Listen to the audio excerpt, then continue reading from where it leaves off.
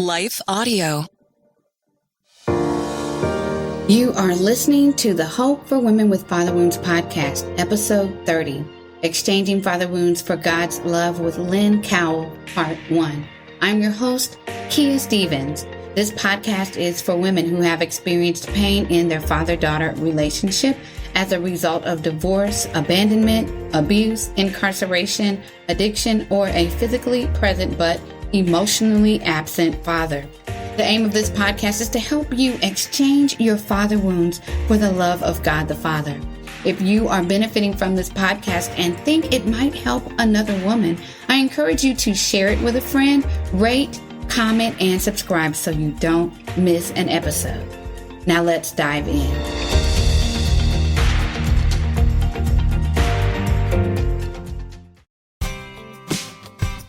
Each of us has a purpose. We are destined to do something meaningful, not only to support our loved ones, but to positively impact our communities throughout the country. What do you think a private Christian education looks like? Grand Canyon University graduates 25,000 students yearly and offers more than 225 high-quality programs across 9 colleges. Find your purpose at GCU. Visit gcu.edu.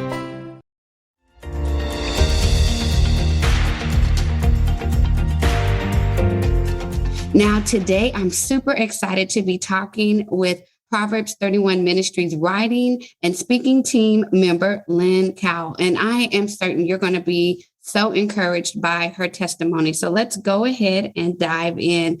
Hi, Lynn. How are you today? I am so excited to be here with you, Kia. Thank you for inviting me.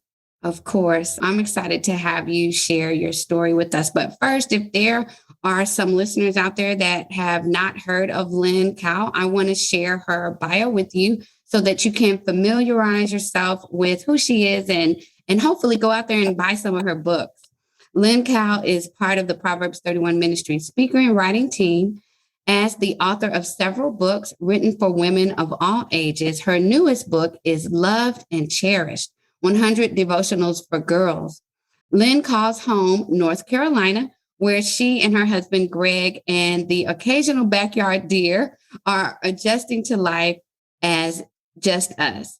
Along with their 3 adult children, the Cowells love hiking, rafting, and anything combining chocolate and peanut butter. Oh, that's great. Well, now you know a little bit about Lynn. Thank you for sharing those tidbits about chocolate and peanut butter. That's a sometimes yummy combination. I had to shake my head, Kia, when you said 3 adult children, because all 3 of our kids are getting married in the first 6 months of this year.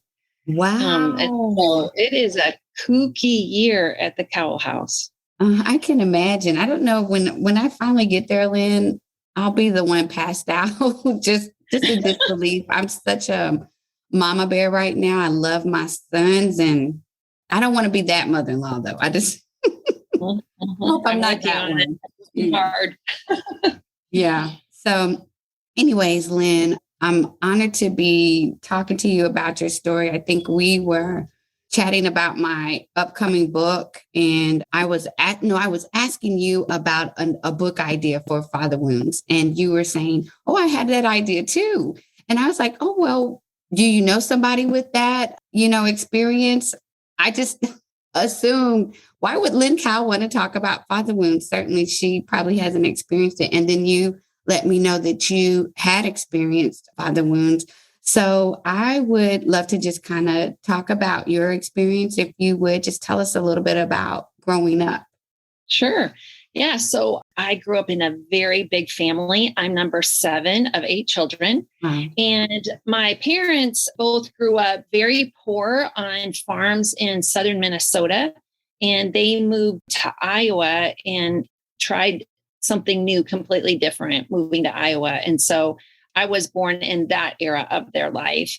So our family kind of was like, how sometimes there's families within families. So my first 3 brothers and sisters are close in age and close with each other. And then there's the middle 3. And then there was a 5-year gap. And then me and my little brother. So yeah, I grew up in a very blue collar family in Iowa. And that was what it looked like. So would you describe your childhood as happy or sad? Why or why not? For the most part, I think it was a happy childhood. We always had enough. I wasn't in a place where I ever had to worry. I didn't have as much as a lot of kids, but I always had enough. I didn't have to worry. And I would say I felt loved, although that love felt very conditional. Mm-hmm. I was very aware of how I behaved. And when it wasn't exactly what one of my parents was looking for, I felt that removal or that backing up of love. It felt very conditional as a child. I grew up in the church. My mother came to know Christ in a personal way when I was 8. Mm-hmm. So before that, we had been a part of the Catholic Church. And then within the Catholic Church, my mom had a personal encounter with Jesus. And then she began to share that with her children and her husband. And so I came to know the Lord when I was 8 years old. So I would say for the most part, it was happy. I don't think I really began to realize the pieces of my story that were kind of missing until I got to be older. Mm-hmm. Or I also remember engaging. I don't know if this ever happened to you, Kia, but when you engage with other families, then you begin to see like, wow, I've never seen that before. We had a friend who lived across the street. And sometimes when I would go over, her parents would be laying on the couch side by side, like, spooning on the couch together.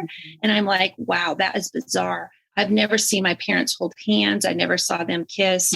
I never saw any affection between them. And I didn't know that was abnormal until I saw it in another family.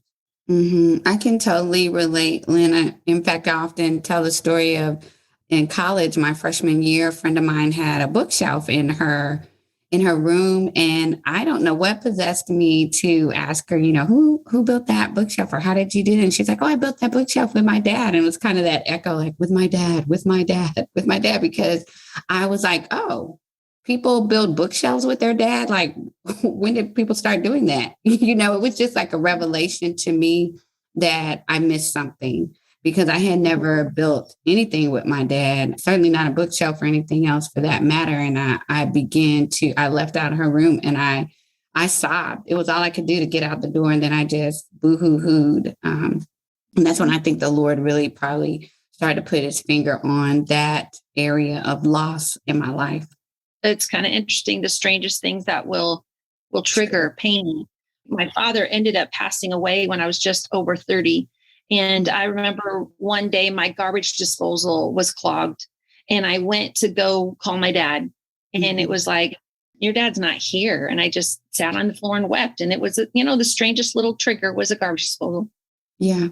But God knows, he knows what to use to get the grief out. So let's talk a little bit about your father and maybe even when you noticed that there was something that you longed for in that relationship and didn't receive. Yeah. Well, I think part of it is kind of the story we started with the family across the street.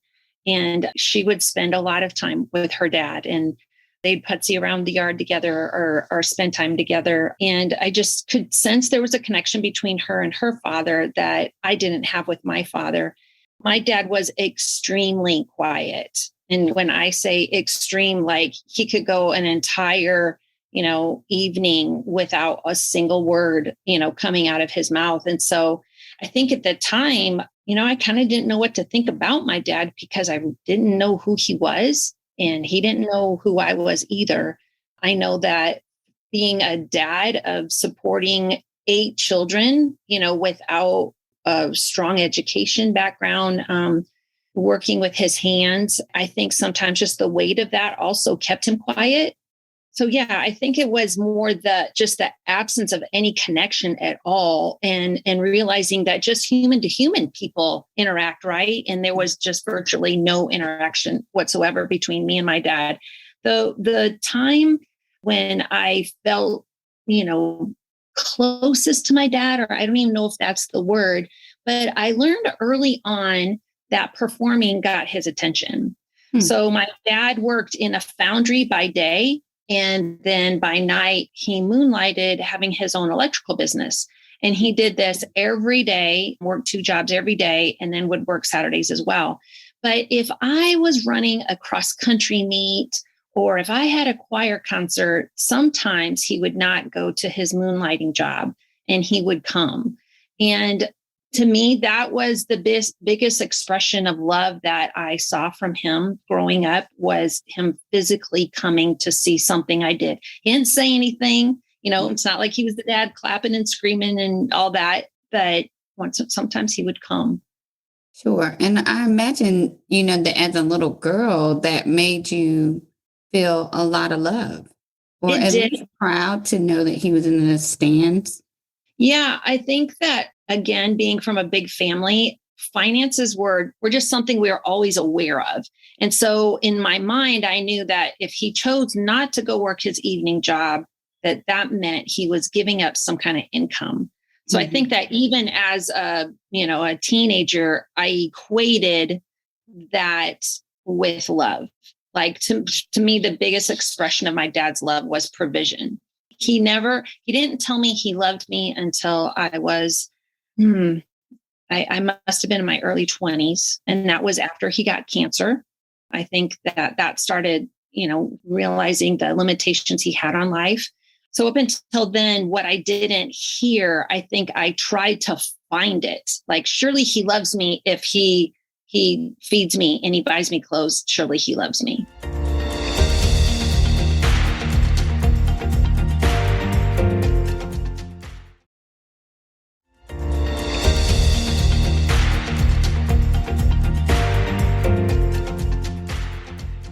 And I think that's pretty common. In our heads, we spend a lot of time analyzing how our parents love us, or in what ways they love us, or, as we're contemplating in our mind if they love us, we're just kind of searching for that love. I can definitely relate to that. When did you begin to wrestle with what you didn't receive from your dad? So after I graduated from high school, I went to it was a Christian program for people who wanted to go into ministry, but they didn't necessarily feel called to go to like a 4-year college situation. I don't know if you're familiar with YWAM, but they were kind of associated with Youth with a Mission. And so when I went to this organization, one of the first things that they started addressing in our life was God as a father.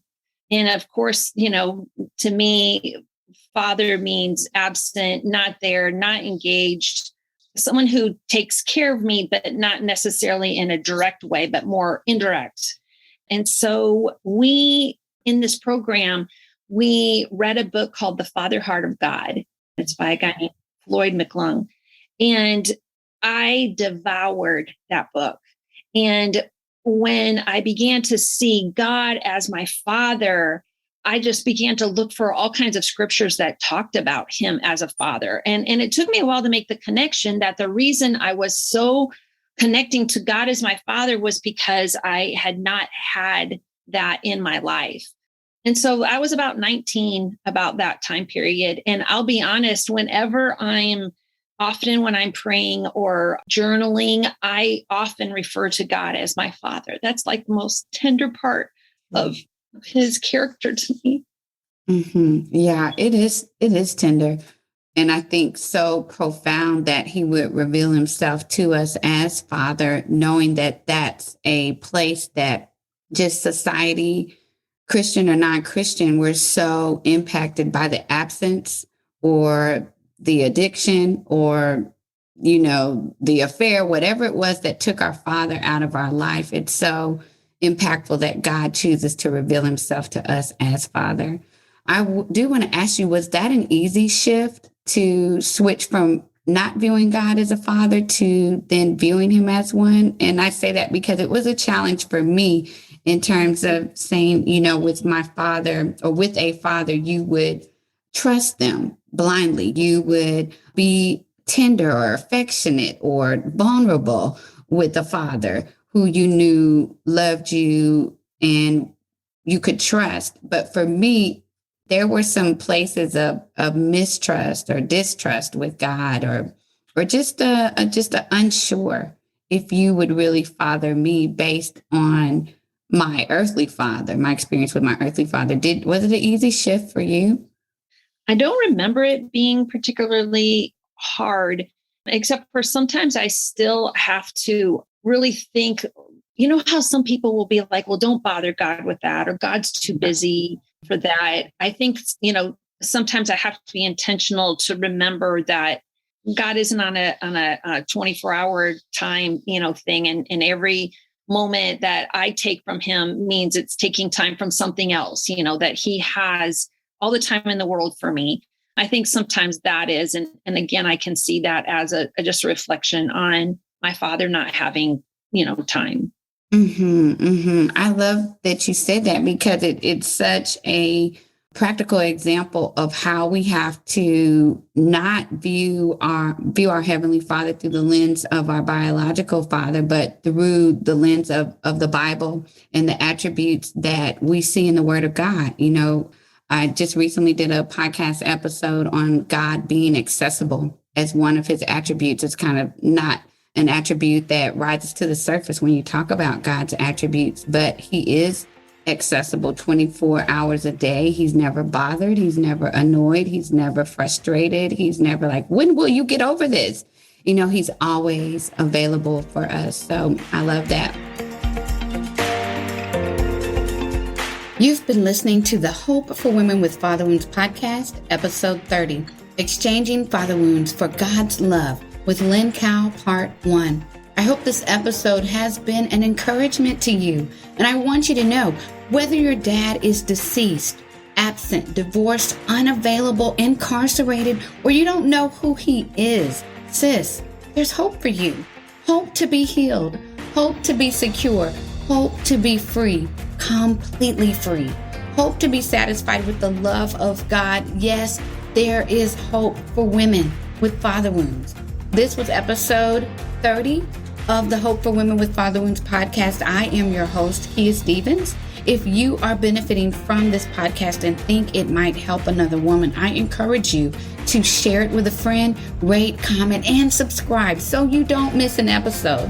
Be sure and check out the links associated with this podcast so you can access several free resources for you. Also, I am excited to announce that I will be publishing my very first book for women with father wounds on March the 7th, 2023. So be sure and subscribe to my blog at www.kiastevens.com so you won't miss any updates. Thanks for listening to this episode, and I hope you will join me for Exchanging Father Wounds for God's Love with Lynn Cowell, part 2. Hope for Women with Father Wounds is a production of Life Audio and Salem Media. If you liked what you heard today, please take a second to rate and review this podcast in your favorite podcast app so that more listeners like you can find the show. For more faith-filled, inspirational podcasts, visit us at lifeaudio.com.